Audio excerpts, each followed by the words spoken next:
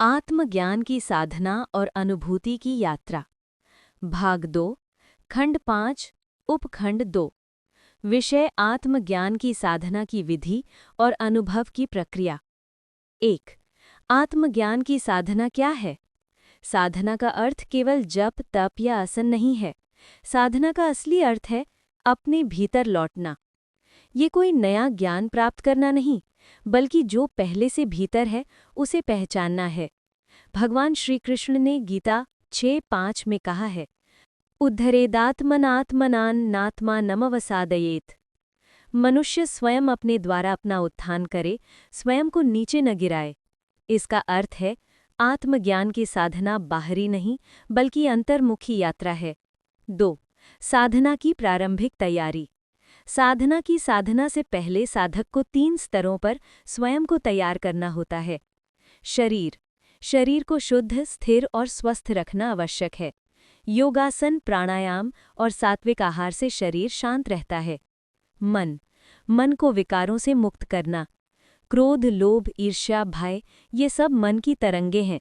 जैसे तालाब की लहरें शांत हों तभी उसमें आकाश का प्रतिबिंब दिखता है।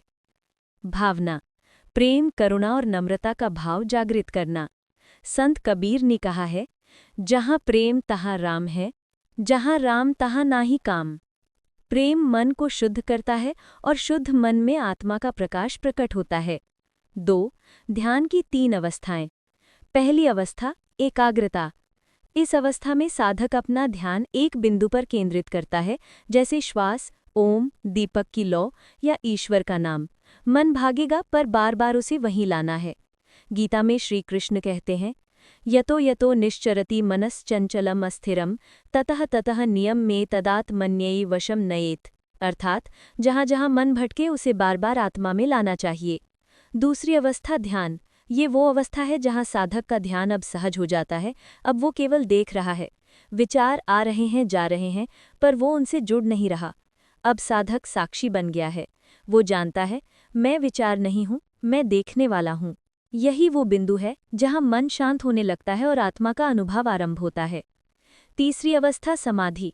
जब साधक का मन पूर्णतः शांत हो जाता है तो आत्मा और ब्रह्म का मिलन होता है। उपनिषद कहते हैं, यदा पंचावष्टिष्ठन्ते ज्ञानानि मनसा सह बुद्धिश्च न विचेष्टते तामाहु परमाम गतिम। अर्थात जब 5 इंद्रियां और मन शांत हो जाते हैं तो वही सर्वोच्च अवस्था है। यहाँ कोई करने वाला नहीं बचता, सिर्फ होना रह जाता है। यही आत्म साक्षात्कार है। 4. अनुभव की प्रक्रिया। आत्मा का अनुभव कोई दृश्य नहीं बल्कि स्थिति या स्टेट ऑफ बीइंग है। जैसे जब कोई सोया है उसे स्वप्न में संसार झूठा लगता है, जब वो जागता है स्वप्न मिट जाता है। उसी तरह जब आत्मा में जागरण होता है तो संसार का भ्रम मिट जाता है। आप समझ जाते हैं, सब कुछ मैं ही हूँ, सब मुझ में है। 5. साधना के समय होने वाले अनुभव। आत्मसाधक जब भीतर उतरता है तो उसे अनेक अनुभव होते हैं। मन का शांत होना, भीतर प्रकाश या कंपन का अनुभव, शरीर हल्का होना, आनंद, करुणा या मौन की गहराई। पर संत कहते हैं, इन अनुभवों में रुकना नहीं। ये मार्ग के संकेत हैं, लक्ष्य नहीं। सच्चा अनुभव तब होता है जब अनुभव करने वाला ही मिट जाए। संतों और ग्रंथों से प्रेरणा। योग वासिष्ठ, मन एव मनुष्याणाम कारणम बंधन मोक्षयोः।